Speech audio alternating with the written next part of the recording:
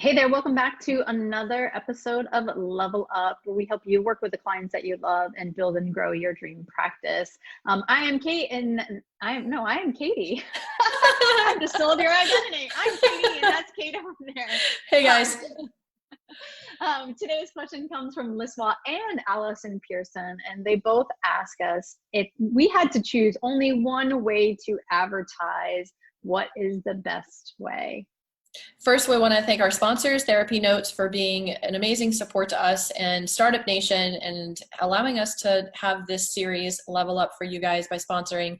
They're an amazing EHR. They also have an awesome telehealth platform, which is brand new, and you can get your first 2 months for the EHR and the telehealth platform for free using code PPS, as in Private Practice Startup. Just head over to therapynotes.com. Let's dive into the topic. Yeah, so what's interesting is before we dive in, I think this is like the biggest, not mystery, but question that therapists often have, right? Is therapists always want to know the best strategy. So one of the things that Kate and I are going to first talk about is the essential for having a clear marketing foundation, which you have to have, otherwise strategies aren't going to work as well. And that clear marketing foundation, is having a brand, knowing who your ideal client is, and knowing how to speak to them.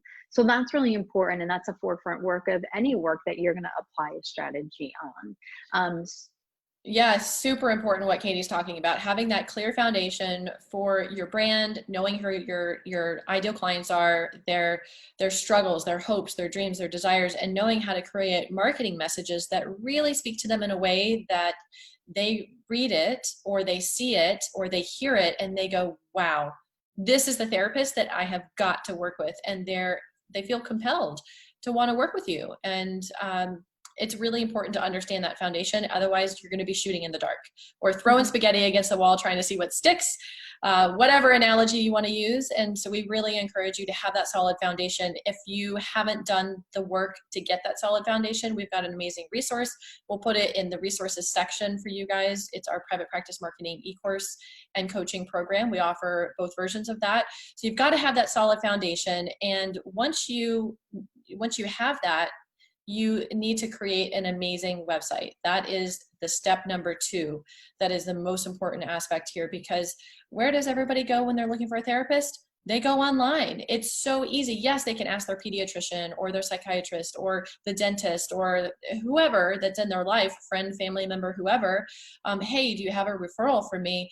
But therapists are like a dime a dozen. There's so many therapists out there, and to find the therapist that's going to be the best fit, they'll just go on Google and they'll type in couples therapist near me, or therapist for child anxiety, school-based anxiety, whatever it is, they're going to turn to Google. And you want to make sure that your website is amazing, twofold, meaning that you know how to speak the language to Google to help you with ranking, and you also know how to speak to your ideal clients on your website so that you are findable when they're searching for you. So making sure that you have an amazing website that really speaks to your ideal clients is so important. And it's using that foundation that we teach, and there's lots of other people who teach similar things as well. Whatever approach or person you decide to work with, make sure you have a proven system to follow, because otherwise it's going to be a lot longer of a process with you trying to find effective marketing and advertising strategies.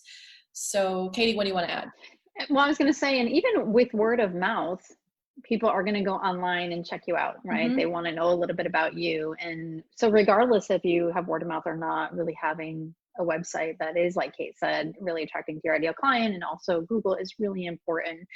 In regards to the best marketing strategy to get up and running quickly, once you have everything we talked about, Kate and I definitely have utilized and really believe in Google Ads. That is a very quick way. And the reason being is, for me, it's a client is specifically looking for a service and is looking for you, and the ad is connecting them to your website to further explore, right? Like people talk about like Facebook ads or doing presentations or workshops. You don't know if a client is specifically looking for the service.